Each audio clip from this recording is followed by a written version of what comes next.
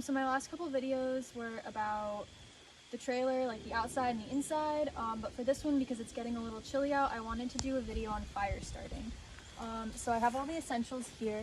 So I've got my solo stove. I believe it's the second smallest size. I think it's called the Titan.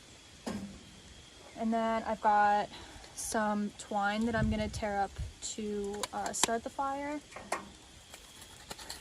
Some charred cloth to put on top of the twine.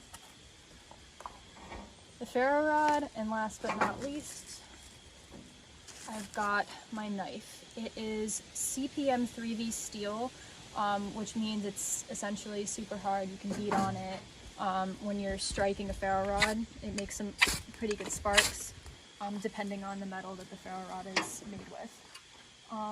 So yeah, let's get started with some fire.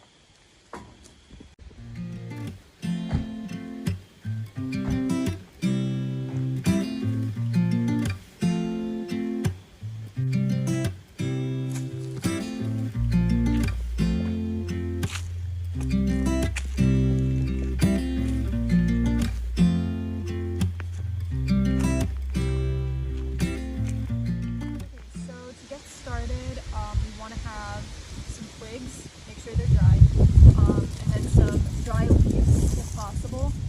So I usually put like a few in the bottom just so it keeps the flammability high. And also, I'm not a professional when it comes to proper terminology about fire starting because I'm pretty self-taught, but I'm pretty good at it. So we're going to start by kind of making a little teepee.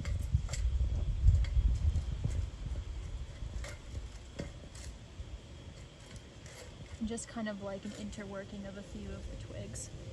And then next, outside of the little pit, you're going to take one of these twine pieces, tear it up a few times.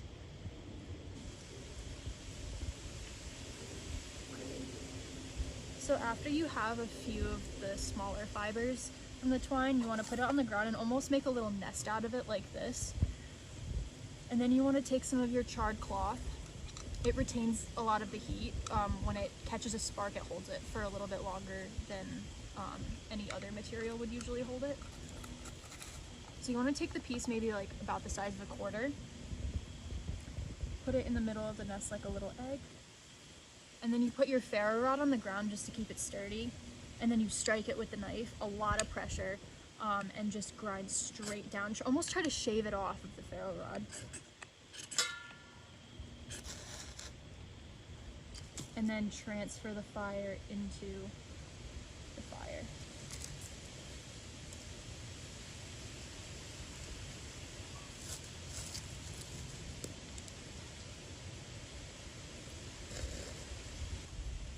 I like to throw a few leaves in when it's first getting started just to keep some of that heat in there. And then put a few twigs on top too, just to let them catch fire as quick as possible.